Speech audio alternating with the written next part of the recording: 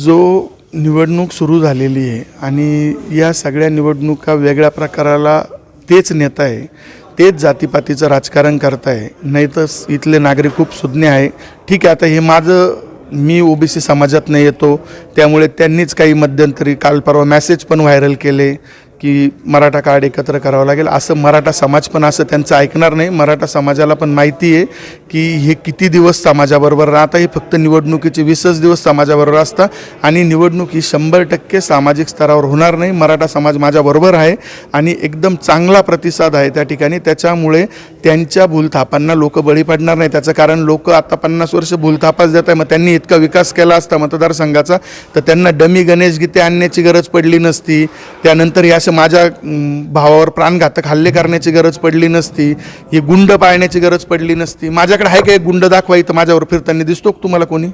एक माणूस, काही कारणच नाही ना. निवडणूक ही संविधानिक पद्धतीने झाली पाहिजे आणि संविधानाचा आदर केला पाहिजे. आता त्यांना संविधानच बदलायचं आहे, त्यामुळे ते तर आदरच करू शकत नाही.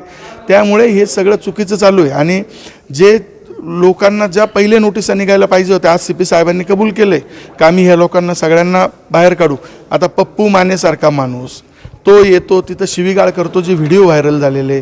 आणि पैसे जर असते तर डिपार्टमेंटनी पैशाची बातमी दिली नसते का तुम्हाला? तिथं पैसे असते तर. कारण येऊन फक्त शिव्यागाळा करायची, लोकांचं काम डिस्टर्ब करायचं. हे गोरगरीब कार्यकर्ते यांना वेड्यात काढायचा धंदा चालला आहे की त्यांना तर परेशान केलं म्हणजे यांचे माणसं फिरणार नाही, यांच्यावर लोक निघून जातील. हा त्यांचा एकदम प्रामाणिक हेतू याच्यामध्ये. हे बघा, त्यांनीच व्हिडिओ व्हायरल केलेले त्यांच्या पेजला.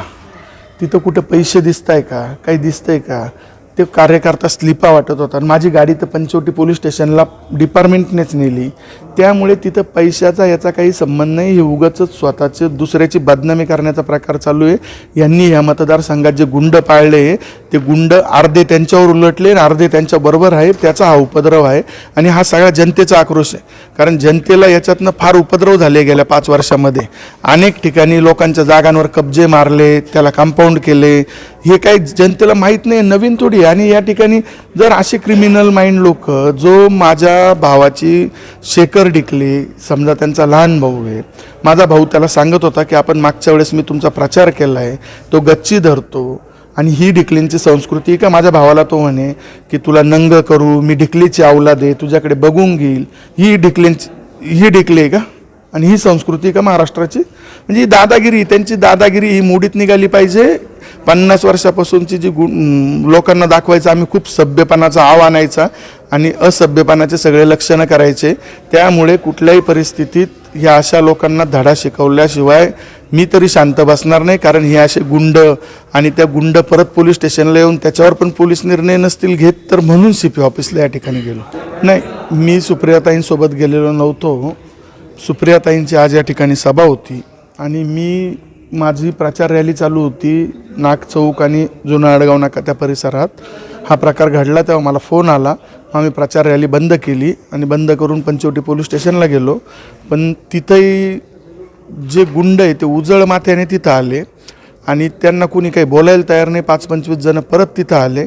मग मी साहेबांना म्हटलं की या ठिकाणी साहेब काहीतरी निर्णय व्हायला पाहिजे. ते म्हणे भाऊ तुम्ही विचार करा की काय करू. म्हटलं विचार करण्यापेक्षा ॲक्शन व्हायला पाहिजे. हे रेकॉर्डवरचे गुन्हेगार आहे तुम्ही. ते मला आज CP सर बोलले की आम्ही 400 लोकांना नोटीस दिल्या. 400 लोकांना नोटीस जरी दिल्या तर त्याच्यात 200 असे असतील का त्यांचा गुन्हा म्हणजे तो गुन्हाच नाही आहे. आणि जर असे रेकॉर्डवरचे गुन्हेगार जे हिंदू मुस्लिम दंगलमध्ये होते, त्यानंतर मर्डर केसेसमध्ये आहेत, त्यांना नोटिसाने ते खुलेआम रस्त्यावर फिरत आहे. त्यामुळे मी CP साहेबांकडे गेलो आणि सुप्रियाताई इथं निघाल्या एअरपोर्टवरून यायला. तर मग मी त्यांना हा प्रकार सांगितला. तेव्हा मी येत नाही, मला सभा घेणं महत्त्वाचं नाही आहे, मला हे थांबवावं लागेल. मग त्या माझ्याबरोबर त्या माझ्याकडे आल्या CP ऑफिसला. ते बघा, अशोक सातबाई हे माजी नगरसेवक आहे, ते राष्ट्रवादीचे पदाधिकारी आहे आणि ते पदाधिकारी म्हणून त्या ठिकाणी काम करताय. आणि अशोक सातबाईंचं स्वतःचं गव्हर्मेंट लायसन असलेलं वाईन शॉप आहे जेल रोड या ठिकाणी. आणि त्यांच्याकडे त्यांच्या मुलाकडे काहीतरी मी आत्ता ऐकलं का त्यांच्या मुलाकडे अवैध दारू सापडली. मला हा कुठलाही प्रकार पण माहीत नाही, त्याच्याकडे दारू सापडली का नाही हे पण माहीत नाही. पण अशोक भाऊ सातभाई हे गेल्या कित्येक वर्षापासून नाशिक रोडच्या सामाजिक जीवनात काम करताय. 25 वर्ष ते नाशिक रोड देवळाली व्यापारी बँकेचे डायरेक्टर होते, 2 टर्म महानगरपालिकेमध्ये नगरसेवक होते. आणि एखाद्या पक्षाचा पदाधिकारी बरोबर, आणि आम्ही गुंड घेऊन थोडी फिरलो, आमच्या पक्षाचा पदाधिकारी आहे तो आमच्याबरोबर असेल. बाकी या भानगडी मला काही माहीत नाही. मी काल दिवसभर नाशिक रोडला प्रचार रॅलीतच होतो, त्यामुळे मला काही त्याच्यावर माहिती नाही. तो डमी उमेदवार एकदम ओरिजिनल होता, ते सगळं खरं होतं. त्या पोरांना यांनी खूप इथं आणलं, त्यांना टॉर्चर केलं, प्रेशर दिला. मग चला, तो म्हणतोय ना खोटं आहे, मग याच्या भावाने डमी गणेश गीते आणून भरलेला फॉर्म खोटा आहे का? तुम्ही त्या दिवशीचं 29 तारखेचं 2:56 तुमच्या निवडणूक आयोगाच्या कार्यालयातलं CCTV फुटेज काढा. त्या माणसाचा फॉर्म घेऊन कोण आला होता? प्रवीण भाटे कोणाचा माणूस आहे? त्याचा सूचक प्रवीण भाटे हे कोणाचे माणसं आहे या ठिकाणी? तुम्ही त्याचं CCTV फुटेज काढा. त्याच्याबरोबर सुनील डिकले नसतील तर मी सांगतील ते करायला तयार आहे. सुनील डिकले माझ्या समोरमध्ये गेले, तिथं कॅमेरे आहे. आणि त्याच्यानंतर त्या ठिकाणी जर ते म्हणत असतील, अहो तुम्ही खोटे कामं करताय, जनतेला वेड्यात काढताय. मी 4दा सांगितलं. ते पहिले मला म्हणत होते आम्ही घोटाळे केले, अमुक केले. कसले घोटाळे केले? सगळ्या दुनियाचे घोटाळे तुम्ही करून ठेवले. तुम्ही चोर आहे, लोकांना आम्हाला साव ठरवायला लावता का? कशाला आम्ही बोलत होतो का? आम्ही त्यांचा विचार केला होता कधी? काहीच गरज नव्हती. मी तर उघड भाषणामध्ये त्यांचे सबलिट ॲग्रीमेंट दिले ना, का कोणतं काम कोणाचं आहे.